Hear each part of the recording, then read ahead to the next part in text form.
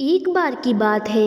एक राज्य के सबसे बड़े और प्रसिद्ध बौद्ध मठ में एक जवान बौद्ध गुरु रहते थे, जो कि उस समय के सबसे विख्यात और सम्मानित बौद्ध गुरु थे। उनका एक शिष्य बहुत ही होशियार, मेहनती और अपने कार्यों के प्रति ईमानदार था। वह गुरु के द्वारा दी गई हर शिक्षा का पूरा लगन के साथ अभ्यास करता और पूरी ईमानदारी के साथ उसका पालन भी करता था। इसलिए गुरु भी उससे बहुत प्रसन्न थे और संतुष्ट थे। एक दिन गुरु ने अपने उस शिष्य को एक महत्वपूर्ण काम देने का निर्णय लिया। उन्होंने शिष्य को अपने पास बुलाया और उसके हाथों में एक पत्र देते हुए कहा, तुम्हें इस पत्र को जितना जल्दी हो सके शहर में रह रहे उसके असली मालिक तक पहुंचाना है। लेकिन याद रहे, किसी भी हालत में यह पत्र तुमसे खोना नहीं चाहिए और ना ही किसी दूसरे व्यक्ति के हाथ लगना चाहिए। इस पत्र को जल्द से जल्द इसके असली मालिक तक पहुंचाना अति आवश्यक है, क्योंकि इसमें हजारों लोगों की जिंदगी और मौत का सवाल है। गुरु का आदेश मिलते ही वह बिना एक क्षण गवाए अपने काम में लग गया। उसने रास्ते के लिए भोजन लिया, अपनी तलवार उठाई और घोड़े पर सवार होकर निकल पड़ा पत्र को उसके मालिक तक पहुंचाने के लिए। वह अपने घोड़े को तब तक तेजी से दौड़ाता रहा जब तक वह बड़ी सी नदी के किनारे नहीं पहुंच गया। उस नदी के किनारे एक पुल था और उस पे एक योद्धा था। वह योद्धा उस पुल पर चढ़ने वाले 99 लोगों से युद्ध करके उन्हें मौत के घाट उतार चुका था और अब वह वहाँ से गुजरने वाले उस शिष्य का बड़ी ही बेसब्री से इंतजार कर रहा था, जिसे युद्ध में मौत की नींद सुलाकर वह अपनी प्रतिज्ञा पूरी कर सके। जैसे ही शिष्य का घोड़ा पुल पर चढ़ता है, योद्धा अपनी गरजती हुई आवाज़ में बोलता है, तुमने इस पुल पर कदम रख दिया है, इसलिए अब तुम्हें मुझसे युद्ध करना होगा। अपनी तलवार निकालते हुए योद्धा चिल्लाया, मरने के लिए तैयार हो जाओ।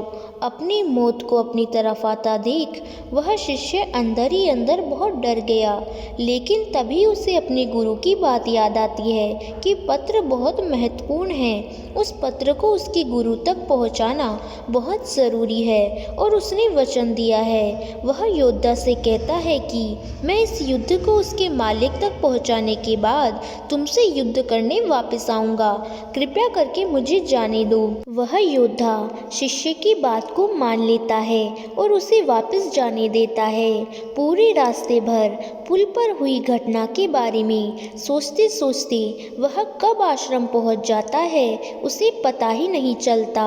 आश्रम पहुंचने के तुरंत बाद वह वहां के गुरु से मिलता है और उन्हें सारी घटना के बारे में बताता है, इस उम्मीद से कि शायद गुरु उसकी मदद करेंगे। लेकिन पूरी बात सुनने के बाद गुरु सिर्फ इतना ही कहते हैं कि मेरे पास ऐसा कोई तरीका नहीं जिससे तुम एक योद्धा को तलवारबाजी में हरा सको, इसलिए तुम्हारी मौत तो निश्चित है, लेकिन मैं तुम्हें मृत्यु का सामना करने का सबसे अच्छा तरीका बता सकता हूँ। जब तुम उस पुल पर पहुँचो तो अपनी तलवार को अपने सर के ऊपर उठाना और अपनी आंखें बंद कर लेना और पूरी शांति के साथ खड़े होकर इंतज़ार करना।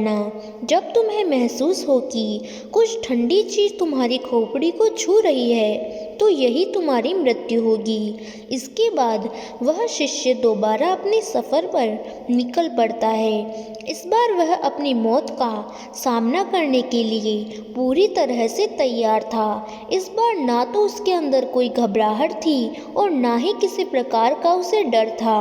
उसे पुल पर पहुंचता है और वहां योद्धा उसका इंतज़ार कर रहा था। वह ठीक वैसा ही करता है जैसे उसे गुरु ने कहा था। वह दोनों हाथों से तलवार को सर के ऊपर उठाता है और आंख बंद करके मौत के ठंडे स्पर्श का इंतजार करने लगता है।